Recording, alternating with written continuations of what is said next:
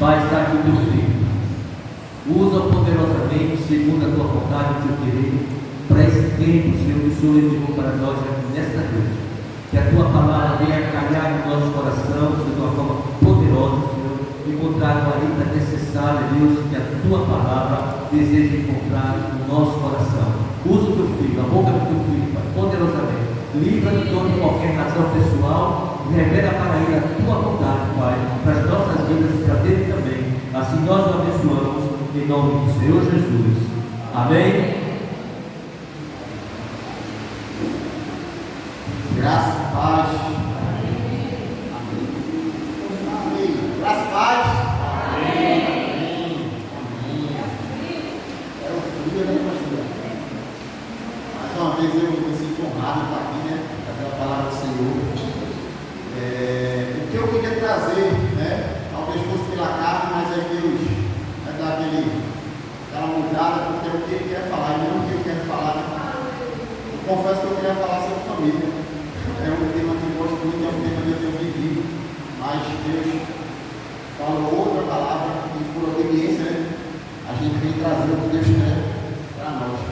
É interessante que a Bíblia ela é inspirada por Deus e tudo que tem na Bíblia serve para a nossa vida, né? É o nosso manual da vida, né? Se a gente seguir o que tem aqui, a gente vai viver uma vida extraordinária com Deus. Mas nem sempre identidade é uma coisa. Filho de Deus. Mas nem sempre a gente consegue fazer ou viver da forma como a Bíblia quer que a gente viva.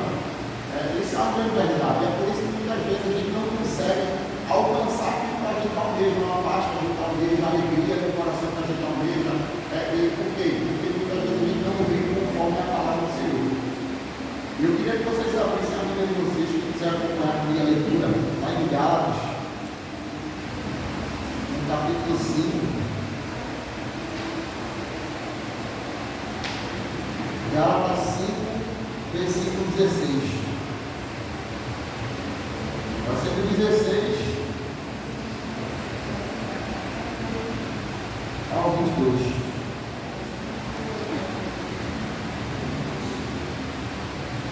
Aliás, o 16, o pastor me dava baixo, não me falou. Do 16 até o final, até o 26. Gálatas 5, todo mundo achou aí? Amém? Gálatas 5, 16.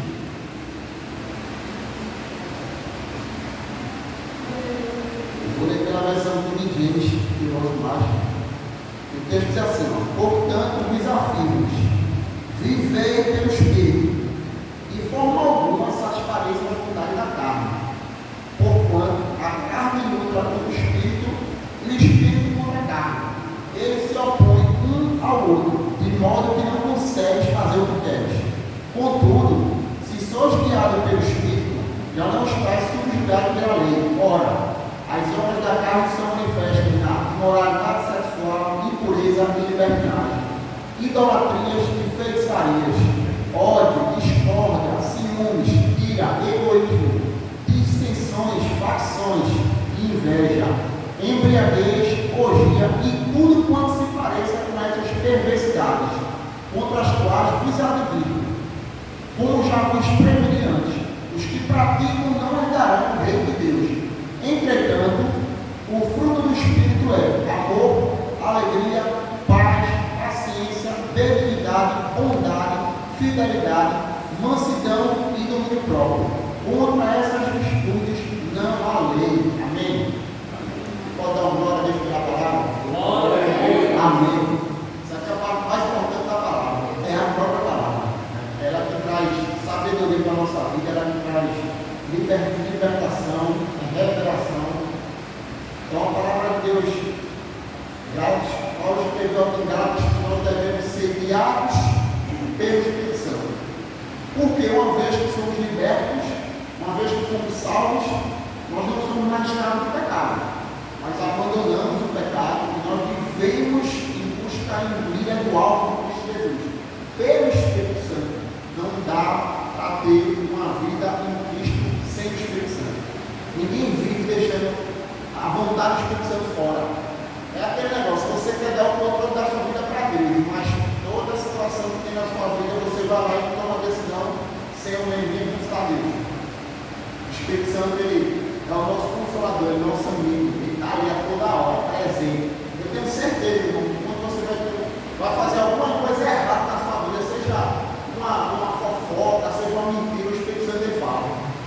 Ele fala para mim, ele vai falar para você. Ele fala, o problema é que muitas vezes a gente ouve e cara de doido. A gente finge que não ouviu, que a gente vai fazer pela carne, mas a gente não deve ver pela carne. E aí ele fala no final do texto que dos frutos do Espírito Santo, vê que coisa linda. Vocês sabiam que todos esses frutos que ele falou aqui, todos nós temos. Todos. A gente não tem um amor, não tem o domínio próprio, a gente não tem a benignidade e não tem a bondade. A gente tem todos os frutos. Por quê? É o fruto do Espírito Santo, vem dele. Amém? Por que então, Emerson, a gente não consegue viver isso? Porque em algum momento a gente perde o senso e a gente grita com o nosso cônjuge, a gente grita com o nosso filho, a gente perde o controle e a gente tem que entender o que é isso. Porque muitas vezes nós não estamos vivendo através do Espírito Santo, nós fazemos pela carne. Nós não vivemos em obediência total a Ele. E vou falar um pouquinho de cada fruto. Começando pelo amor. O amor é o principal fruto. O amor poderia resumir todos os outros frutos, na verdade. Como ele resume todos os outros mandamentos. Jesus ele respondeu, ele disse que o amor hoje ele resume todos os mandamentos. Basta você amar e você consegue cumprir todos os outros. Qual a dificuldade de amar? São muitas. Primeiro, o amor que a gente mais viu na história da humanidade que aconteceu foi Cristo morrer por nós. Não existe nada comparado àquilo ali, aquele amor ali. Só que Jesus ele diz que a gente deve amar os nossos inimigos. Olha que coisa bacana. E que coisa difícil ao mesmo tempo. Eu vou que você levanta a mão, mas quem é que você quer amar o inimigo? É muito difícil, irmão. A gente amar aquele que nos persegue, orar pelo aquele que nos persegue. A gente muitas vezes tem que amaldiçoar esse. Aí é onde a gente começa a pecar. É aí onde a gente não consegue viver o extraordinário de Deus. Por quê? Porque a gente dá da carne, ao invés de dar ao Espírito. O amor é como o amor ágape, é um amor que ele não depende de circunstâncias para você amar. Você ama independente de qualquer coisa. É o amor que Deus tem por nós. Você já percebeu que no Pai Nosso, quando não conhece o Pai Nosso, na oração do Pai Nosso, a gente fala assim, perdoa as nossas ofensas, quando nós perdoamos aqueles que nos estão ferindo. Olha que coisa interessante, a gente está falando para Deus. Senhor, perdoa as minhas ofensas, como eu perdoo aqueles que me ofendem. Aí se você não perdoa aquele que me ofende, o que você está falando para Deus? Senhor, eu amaldiçoa. Eu não perdoo, então o Senhor também não vai me perdoar. Agora Deus ele tem um amor lá na vida. Ele nos ensina muito, porque ele consegue nos perdoar. A misericórdia de Deus é uma coisa inexplicável. É impressionante como Deus ele tem misericórdia com nossas vidas.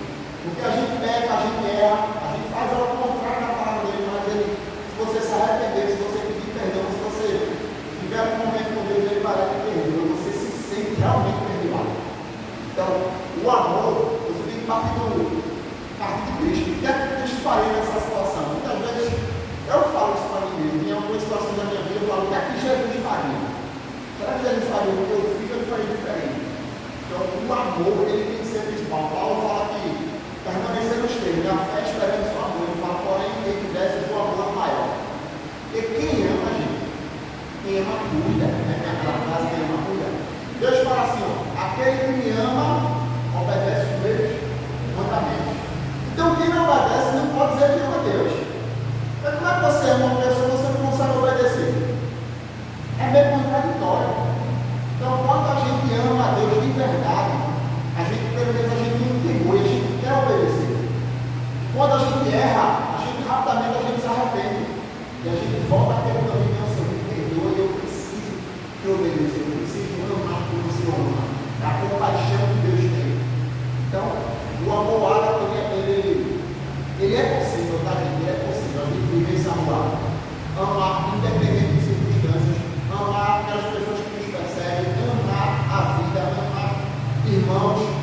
Isso tem acontecido, isso tem sido muito difícil hoje em dia, porque o ódio, a violência, né, tem tomado muito isso de nós. Né? Mas hoje eu vejo em redes sociais coisas que eu vejo assim, por exemplo, vou dar um exemplo, tá? Pegaram um ladrão, roubaram aqui na esquina, e aí a 2 quadras daqui o pessoal pegou ele e torturou na mão. E aí tem gente que fica, que bom que isso aconteceu, estou muito feliz, olha que alegria. Eu sinceramente, eu não consigo me alegrar com isso. Eu não consigo me alegrar com uma violência. Gente, eu sei que o juiz é Deus.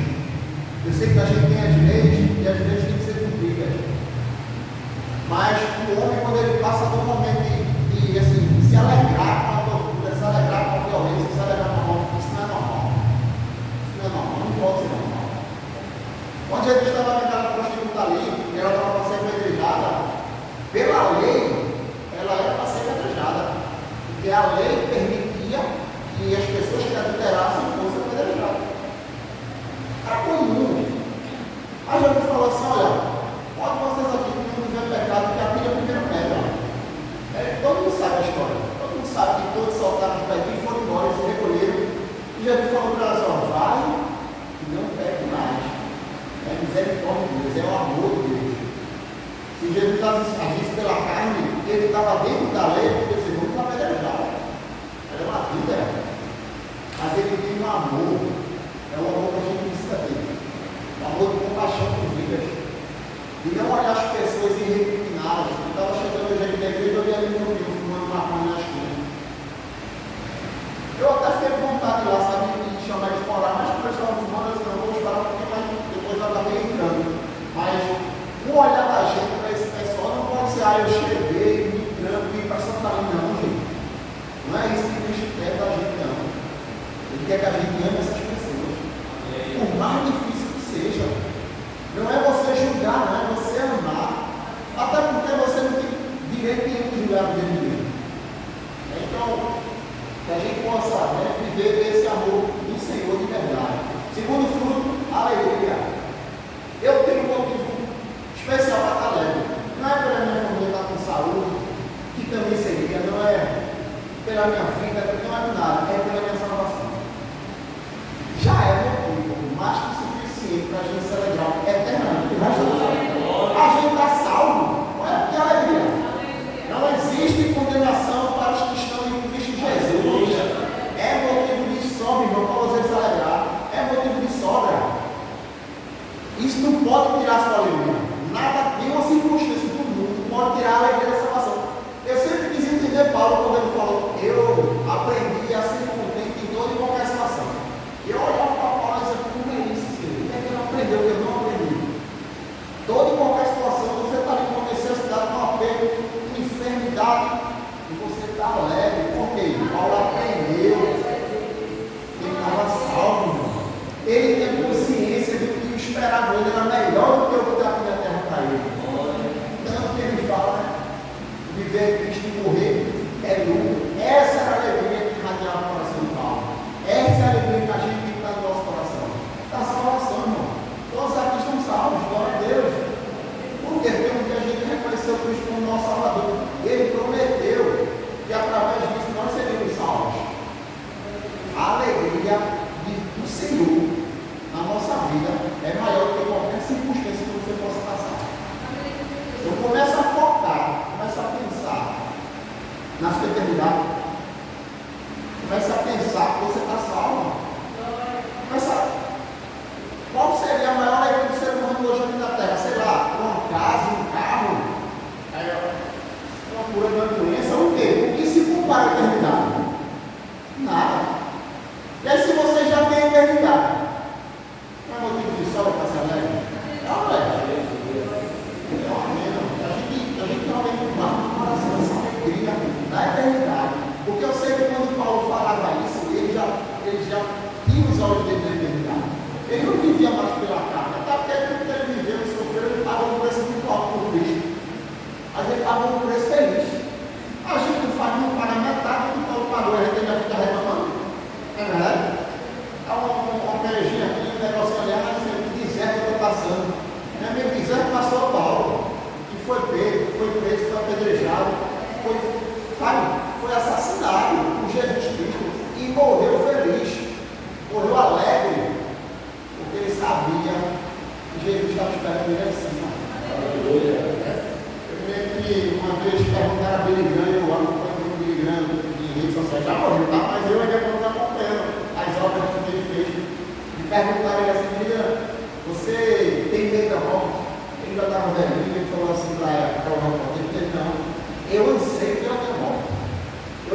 vejo a hora de chegar aos céus e escutar meu pai dizer: seja bem-vindo, servo bom e fiel. Aleluia. Glória a Deus. Essa é a alegria do cristão de ter. De saber que isso aqui vai acabar a qualquer momento. Aí a gente vai estar lá, o Senhor, se alegrando na presença de Deus. Então, glória a Deus. Terceiro fruto do Espírito, a paz. Quem é que já perdeu a paz? Todo mundo, né? A gente perde a paz, né? Eu estava vendo até um marquinho com minha esposa aqui. Pensa que é uma pessoa que tem o poder para tirar a paz dentro de uma casa da mulher. Foi até uma pregação daquela Camila que eu filei dela, né? Ela diz assim: o homem ele perde a paz, às vezes ele fica quietinho, mas a mulher quando perde a paz, ele não perde a paz, o marido perde a paz. Ela consegue mudar todo o ambiente, vocês têm um poder extraordinário nisso aí. Mas existe uma paz que está além das circunstâncias. É a paz que nos dá em Efésios. Diz assim: ó, a paz que excede todo entendimento. É uma paz que você não consegue entender, não é que você consegue senti-la em meio a tantas circunstâncias. Que paz é essa? É o príncipe da paz, é a presença de todo mundo em sua vida. Glória a Deus. Jesus, ele é o príncipe da paz. Quando você tem Cristo verdadeiramente, quando você vive verdadeiramente o que Jesus tem para você, meu amigo, você pode estar no meio da faixa de Gaza, fala para o lado, fala para o outro, e você está em paz. A paz, ela não é circunstâncias, ela não depende do seu dia, ela depende se você vai casar, se você vai ser demitido, se seu filho usa droga, não. Se seu marido bebe, se seu marido não, a paz não depende disso. A paz é o próprio Jesus Cristo. Então, quando você tem esse entendimento, você consegue ter paz, independente de qualquer circunstância. Eu me lembro que eu cheguei da minha esposa, né, quando a gente perdeu no segundo filho, a gente já perdeu o desafio, foi 2 abortos dela. E no segundo, a gente estava sem plano de saúde, e teve que, foi no dia do aniversário, foi um presentão para mim. Eu fiquei muito triste do Senhor, porque no dia do aniversário ela teve um sangramento, a gente correu para a emergência, e ali era pandemia, ela foi internada, eu não pude ficar com ela. Só Jesus sabe como eu voltei para casa, naquele dia chorando. Aí eu disse: meu Deus, como é que será que minha esposa estava naquele lugar, sozinha? Ficou no corredor, porque não tinha quarto mais para todo mundo. E sofrendo um aborto ali, esperando uma cirurgia. E depois ela disse para mim assim: sabe que eu só senti naquele lugar a paz. Eu só pude sentir a paz do Senhor na minha vida. E ali para mim foi uma experiência de vida, porque dificilmente ela, pelo jeito dela, essas circunstâncias certamente trariam o sentimento dela de muito desespero, sabe? Mas ela só sentia paz naquele lugar. Ela disse que era mulher gemendo, era mulher gritando, era mulher correndo, mas ela só sentia paz. É a paz que excede todo entendimento. Porque se você parar para pensar, você minha filha, como é que você estava em paz? Você perdendo o filho, seu marido vai começar a ter. Você aqui internada sozinha, mas você sentia paz. Então, a paz, ela existe. Agora, lá em Mateus ele vai falar que essa paz, a gente pega essa paz. Ele diz assim: ó, não dá ansiosos por algum, mas em oração e súplica, em ação de graças, apresentai os seus pedidos a Deus. E a paz que excede todo o entendimento guardará no coração de Cristo Jesus. Então, muitas vezes, como Deus está no barco com a gente, como foi o caso com os apóstolos, ele está no barco, mas ele está dormindo. A gente precisa ir até Jesus e acordar Jesus. Jesus, eu estou precisando daquela paz. Porque, imagina, os apóstolos passando por Jesus de um barco de um lado para o outro. E a Bíblia conta que a maré começou a tempestade forte e Jesus dormindo. E o pessoal ficou desesperado, o que vai acontecer? Ele vai morrer. Chega lá: mestre, você não está vendo que ele vai morrer, não? Jesus com palavra, né? Acalma a tempestade, acalma. Então assim, a gente deve traz para a gente esse ensinamento. Jesus está no barco, amigo. Ele está no barco. Só que muitas vezes Jesus quer que a gente vá até Ele e apresente os problemas. Senhor, eu estou passando por isso, eu estou passando. Senhor, eu quero a paz que recebe todo entendimento. Eu me lembro que um dia eu fiz uma oração da madrugada. Eu estava com fome tão pesado. Eu chorava quase toda noite. E eu fiz uma oração em gesto, Senhor, que oração em gesto. Eu fiz assim: Senhor, Esse fato eu estou carregando. Eu não aguento mais não. Fica com ele, Senhor, me dá um brincadeira. O Senhor não disse que faria isso? É sério, gente. Eu fiz uma oração dessa na madrugada. Eu chorava. Eu queria meu fato das costas assim. Eu acordei todo dia. Você não tem noção. Era mandando mensagem para todo mundo. Deus abençoe teu dia. Glória a Deus. Deus é bom. Deus é bom. Olha, que alegria eu estava no dia seguinte. O que é que mudou na minha vida? Nada. Os problemas eram meus do dia anterior. Mas eu busquei aquele que me deu trazer a paz no meu coração. Que era Cristo. E naquele dia ele realmente me trouxe a paz. Amém? Quarto fruto do Espírito. A paciência. Que é a longanimidade. É difícil ter paciência. Muita gente, na verdade, é difícil.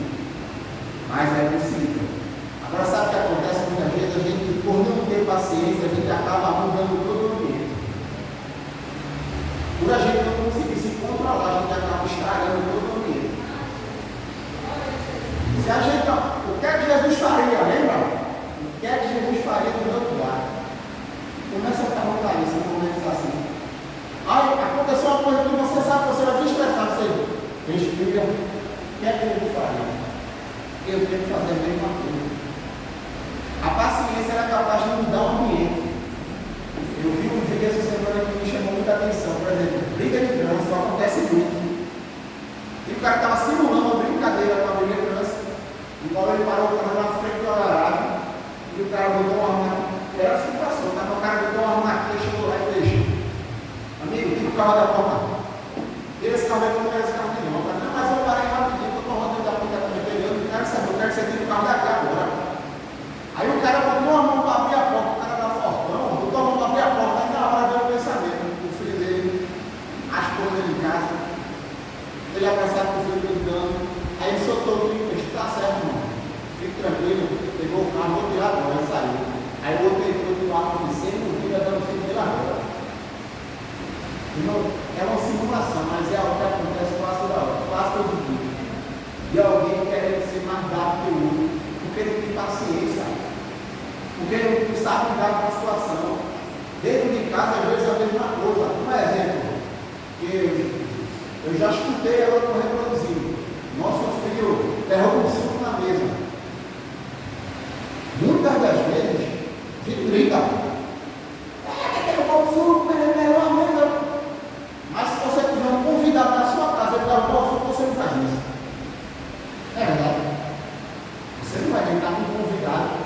Você levou o pastor Maurício para comer na sua casa, imagina assim. Aí o pastor Maurício gostava de não lembra. Aí o pastor Maurício derrubou o suco. Pai, pastor, tu levantou. Não vai fazer isso não. E por que o teu filho não faz? Porque tu não tem paciência para lidar com o teu filho. Sabe? Às vezes a paciência ela vai mudar todo o seu dia. Uma manhã, às vezes você perde a paciência, seu dia estraga todo dia, mas se você tiver paciência, seu dia todo dia vai ser uma coisa. Basta você trabalhar assim você. Quinto fruto, amabilidade. Amabilidade é diferente de amor. Amabilidade é rosmelinha. É uma pessoa que é amável. Quem conhece sabe o coração lindo que ela tem, enquanto as pessoas que já conhecem amam ela. Amabilidade é você ser amável em todo lugar, é ser querido. É você olhar as pessoas com olhar de compaixão. Lembra quando o leproso estava lá e Jesus chegou até ele e curou? Ninguém queria chegar perto do leproso. Jesus foi lá e curou. Eu dei o exemplo que os rapazes aqui na frente. Ser amável é ser amável em todo lugar. No trabalho, na sua casa, na igreja, em todo lugar. E, gente, tem muitas vezes a gente é algo dentro da igreja, mas na nossa casa muito é diferente. A gente é algo, eu vi uma vez um meme que chama, né? De uma mulher que chegou com uma mala dentro da igreja, com o pastor, com uma mala cheia de roupa, e o pastor leva, eu posso ficar. Aí o pastor fez, ok, meu filho, como assim que você pode ficar? Eu vim morar aqui da igreja, porque meu marido só não trata bem aqui. Veja só como interessante. E isso é a realidade de muita gente, viu? Isso é a realidade de muita gente. Não pense que não, mas é. De dentro da casa você é uma coisa, na igreja você é outra. A igreja é gracipada,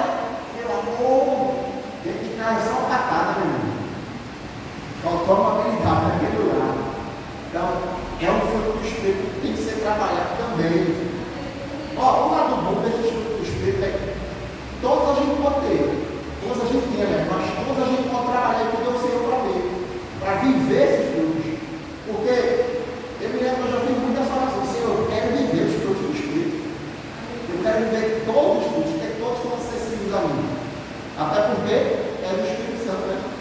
O sexto é a bondade. Fazer o bem, não para agradar pessoas, mas fazer o correto e o justo. Você sabe que na Bíblia diz, né? Aquilo que a gente dá com a mão esquerda, a direita não vê, né? Eu me lembro que eu passei uma situação recente sobre bondade. Eu sempre fui uma pessoa muito generosa, eu sempre gostei disso, assim, é algo que parte de mim. Sempre gostei de ajudar pessoas. Desde mais novo, desde quando eu vivia no tráfico, desde quando eu vivia nas drogas, eu gostava de ajudar pessoas. Inclusive eu tinha uma ONG, eu era traficante e eu tinha uma ONG. É meio contraditório, mas eu gostava de ajudar pessoas. E aí, hoje eu faço muito caro. Eu não fico me vangloriando pelas minhas ajudas, pelas minhas ofertas, eu sou muito quieto. E aí a minha mãe me questionar assim, eu nem te vejo mais fazer, caridade. Sério, eu não faço para a senhora, eu faço para Deus. Eu faço para agradar o meu Senhor, eu faço porque é justo, eu faço porque é digno. Mas eu não preciso estar postando foto de cada caridade que eu faço. Eu não julgo quem faz também. Eu sei que tem gente que trabalha disso. Na minha onda eu postava foto que era para atrair mais visibilidade, o pessoal doar mais, para doar mais. Enfim, acontece. Mas, irmão, ser bondoso é no dia a dia. É abrir uma porta, é ajudar uma senhora a atravessar uma rua. Tudo isso faz parte da bondade. Não é só você. Porque tem gente que. Eu dizia assim para mim, quando eu for rico, convidar muita gente. Meu amigo, você tem que ser rico para ajudar as pessoas. Não, você tem que ter boa vontade. Se você tiver boa vontade, você vai ajudar muita gente. Eu me lembro que quando eu queria fazer uma ação, eu estava lisinho, eu chamava o outro amigo, meu irmão, agora fazer uma ação, para ajudar, fica erradicado, vou comprar ali, vou fazer uma sopa, vou distribuir na comunidade, meu irmão, fazer alguma coisa, e a coisa fluía. Sabe? Eu nem tinha Cristo no meu Salvador. E hoje é diferente. Quando a gente vai fazer algum trabalho evangelístico, a gente vai falar de Cristo, né? Mas naquela época eu só fazia. Mas tem gente que tem uma dificuldade muito grande de ser bondoso com as pessoas. Tem gente que tem muita maledicência. Tem gente que ela é tão tóxica que você chega perto da pessoa e só fala mal dos outros. É uma coisa impressionante, amigo. Eu não sei que língua afiada é essa para falar tão mal de outra gente. Você chega a ficar incomodado de estar lá naquela pessoa, de tanto mal que ela fala. Mas tem pessoas que ela tem uma vontade tão boa no coração que você gosta perto. Você gosta de estar do lado. Essa bondade, ela é tanta bondade como o resto dos frutos. Ela começa a florescer de uma forma que começa a atrair olhares de pessoas. E vai ter pessoas que vão olhar em você e vai dizer assim, eu quero ser feito de mim. Eu quero ser amado e feito dela. Por quê? É algo que trouxe para você algo bom. Você olhou para ela e fez, cara, eu queria ser igual a essa pessoa. Que coisa, ela tem um coração tão bom, sabe? A gente tem que ser essa pessoa. Porque a gente vive pelo Espírito Santo. E o Espírito Santo não existe ninguém melhor que ele. Ninguém é tão bom como o Espírito Santo. Então, se as obras são dele, se os frutos são dele, e os frutos estão conosco, vamos viver esses frutos. Amém? O certo aqui é fidelidade. Fidelidade, em algumas traduções na Bíblia do hebraico, fala também sobre fé. Fé e fidelidade. Às vezes é a mesma palavra, traduzida de forma diferente. Então você já vê que a fidelidade tem muito a ver com fé. Também. Por exemplo, quando Deus pediu para Abraão entregar o filho dele ali, ele teve fé e ele foi fiel. Eu não sei, não, depende do Senhor. O Senhor sabe o que faz, o Senhor nem me pensa. Eu não sei, de verdade, né? Eu sei que Abraão é o pai da fé, né? Você tem o pai da fé. Teve outros na Bíblia que também foram fiéis ao Senhor. E como o pastor estava falando no Bíblia, a fidelidade, Deus fala assim, ó, se você for fiel a mim um pouco, Deus colocarei no muito. Mas se você for fiel um pouco, também. E o que acontece muitas vezes? A gente ganha pouco, eu estou falando financeiramente, não, a gente ganha pouco, muitas vezes a gente fala assim, Senhor, eu tenho que pagar aquela conta, como vai ser, se eu tirar aqui, vai faltar. E que finalidade é essa para a gente Deus não é capaz de pagar pela conta, ou de suprir a necessidade. E a gente tem que tirar dele, ou tem que tirar, sei lá, de alguma coisa do Senhor, para que a gente não deixe de pagar. Que fé é essa? É uma fé muito errada. Eu digo assim, porque Deus ele é capaz de suprir toda a sua necessidade. E ele exige sim que a gente seja fiel. Ele quer que a gente seja fiel. Ele conta com. Mas se Deus não se importasse com fidelidade, entre Caim e Abel, foi a história contada aqui, ele tinha aceitado. Mas se fosse questão financeira, Deus tinha aceitado a oferta de Caim. Claro, não foi uma oferta, mas ele não aceitou. Primeiro, que ele partiu do coração. Segundo, que ele sabia que não era as primícias, era o que me restava, era o que me sobrava. E se não sobrava?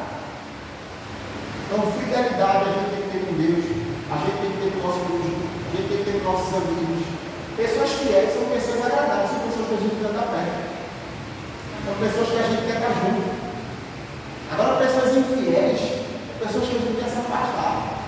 Sabe, não acontece coisa em muitas igrejas, pessoas que se juntam com outras, a gente começa a criar motivo dentro de igreja. Por exemplo, uma pessoa, ela é infiel com o seu pastor.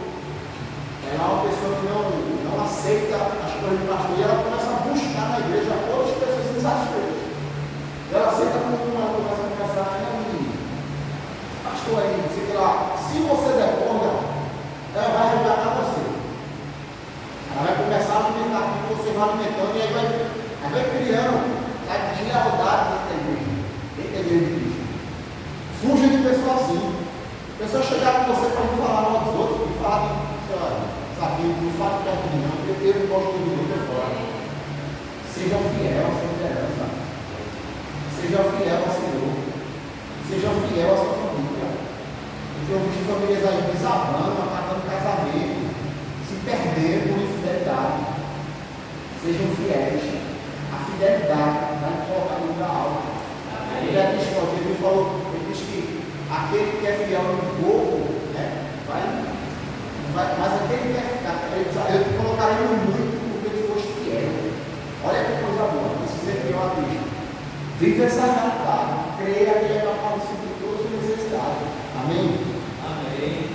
A oitava e a penúltima é a mansidão.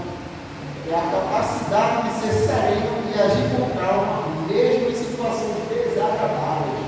Olha, mansidão. Quem era manso na Bíblia? Jesus.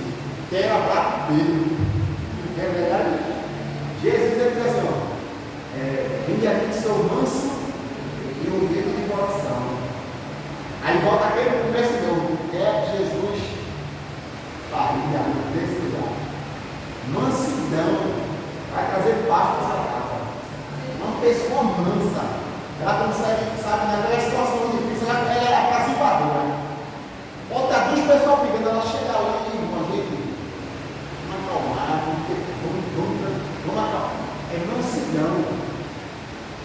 Uma grita com você, mas você não grita de volta. Você fica ali, ó. Você ninguém grita de volta. A verdade é que você tem que arrebatar o grito para você falar, não vou ser mais manso, vai ser mais tranquilo, mais maleável. É um dos frutos importantes para que não gere atrito dentro do seu lar, dentro da sua casa, dentro do seu relacionamento. Se existirem dois mansos, perfeito, não tem briga. Duvido que as irmãs brigaram. Quando não quer, não briga, né? Seja um manso. Amém. Seja um manso. Eu tenho aprendido lá na igreja, a gente fez encontros com os homens, sabe? Encontros firehouse, que é só os homens da igreja. Ah, isso. Gosto muito. Mas uma das coisas que eu tenho aprendido lá, e tem ficado na minha vida, é: não espere a sua esposa fazer as coisas que você quer que ele aconteça. Faça sua parte. Faça as coisas que você tem que fazer. Sabe por quê, gente? Muitas vezes eu ficava assim: mas ela não deu tal coisa, eu também vou dar tal coisa. Mas ela não pode ter, eu também vou. Aí fica naquela, ninguém muda. Porque um está esperando a mudança do outro. E quando se disputa, o que acontece? Aí joga aqui pra cá. Aí eu disse: não, tem que fazer diferente. Você tem que ser diferente. Meu marido tem na igreja pá. Mas seja Cristo, entendeu? Sabe que muitas vezes as pessoas que a gente A gente não alcança porque ela não vê Jesus em nós. Verdade. Você tem 20 dias de igreja, mas seu marido acha que você é a mesma pessoa. Isso não atrai ele. Sabe quando vai atrair? Quando você tem a posição, amor, droga. Quando ele começar a ver os frutos do Espírito, meu amigo, tem que acontecer. Os frutos do Espírito, ele vai alcançar as pessoas.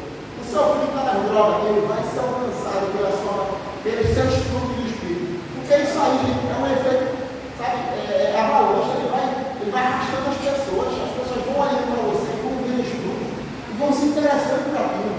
E muitas vezes nós somos os culpados de pessoas próximas a gente que não estão em Cristo. Porque olha para a gente e vê muito mundo ainda.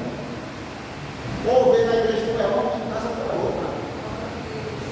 Eu digo que eu passei muito por isso, eu não usei os do meu ramo de trabalho. E muitas vezes eu estava com eles, eu estava só estava com palavrão, eu parava assim, e depois eu estava envolvido nas coisas para ir para ler. Não, claro. Eles têm que ver algo diferente de mim. Eu tenho que ser diferente. E aí na igreja, graças a Deus, irmão. Chegava no trabalho, saiu uma palavra na nossa vida, não. Eu não posso ver dessa forma. Eu tenho que viver esse tipo de estudo do Espírito Santo. Amém? E um dos que eu acho mais principais, que é o domínio próprio. Domínio próprio na língua, principalmente. Tem uma versículo que você fala aqui, no capítulo 3, versículo 2, e diz assim: todos tropeçamos de muitas maneiras. Se alguém não tropeça no falar, tal homem é perfeito, sendo também capaz de dominar todo o seu corpo. Olha só que bênção esse versículo. Ele diz que todos nós tropeçamos de alguma maneira, mas aquele que não tropeça no falar é capaz de dominar o seu próprio corpo. Sabe por quê? A boca fala, o coração está cheio. A boca ela serve para amaldiçoar, ela serve para abençoar, ela serve para maldizer, ela serve para glorificar o Senhor. A boca é poderosa. Sabe quando você olha seu filho e cresce num lugar mais terminar uma família bem desestruturada, e você começa a dar palavra de afirmação para ele. Tu é burro, tu não vai ser nada na vida. Essas palavras têm poder na vida, filho. Tem um poder muito grande. Faça ao contrário. Você é inteligente, você vai conseguir, você vai ser dessa, você vai deixar as drogas, você vai vencer, você vai ser paciente, você vai falar com poder. E a palavra, o domínio próprio, ele faz muito do falar. E tudo começa na palavra. Uma briga, geralmente começa o xingamento, né? Começa a falar. Dentro de casa, comida, quer não sei o que. Começa a discussão. O falar é tão importante. Se você nem soubesse o cara calado, controle sua língua, domínio próprio. A gente precisa ter domínio próprio. Se a gente tiver domínio próprio, mansidão, amabilidade, olha, é boa no inferno. Satanás vai ficar arretado com você. Qual é certeza? Ele vai ficar arretado, isso aí eu não consigo mais alcançar, não. Ele vai se arretar, já estão sendo fechadas. É muita brecha, irmão, se a gente não vê pelo fruto do Espírito. Mas se você passar a viver, você fechar muita brecha para Satanás. Satanás vai olhar e vai dizer: eu não consigo mais.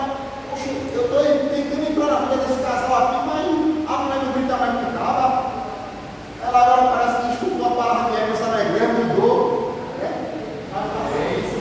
Fruto do Espírito é isso. A gente precisa viver desse fruto do Espírito. Então, basicamente, o fruto do Espírito é rejeitar uma vida pecaminosa e aceitar ser guiado pelo Espírito Santo. Ele é poderoso para guiar a nossa vida. A gente ouvir a sua voz. Eu digo: faça uma oração hoje. Peça a você, para que todos os frutos do Espírito Santo sejam relevantes na vida do Espírito. Todo mundo possa ver, possa enxergar. Eu me lembro de essa história que até da última vez que eu vi. Uma mulher que estava no ônibus, estava trazendo o mundo, estava xingando todo mundo. Eu falei: nossa, mulher evangélica, eu sou mais Deus sabe do meu coração. Se misericórdia, Deus sabe do meu coração. Ela quis culpar, se dizer assim: eu já sou assim mesmo, eu vou mudar. Eu não consegui enxergar o fruto do Espírito dela. Eu enxerguei a ira. E foi os primeiros versículos que eu li sobre os que não herdarão o reino dos céus.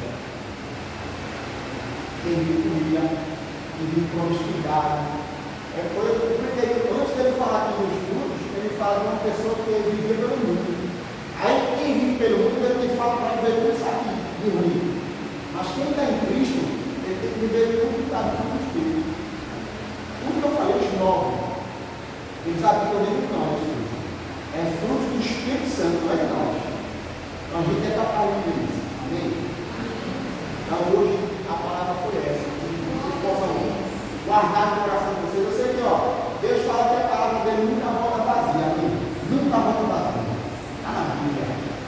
Ela sempre encontra um coração para fazer coragem. Um coração que ela vai germinar, um coração que ela vai frutificar. Eu creio que aqui alguns corações, que deram todos fossem alcançados, inclusive o meu, que a gente possa de verdade viver esses novos frutos do Espírito, conforme a vontade do Senhor.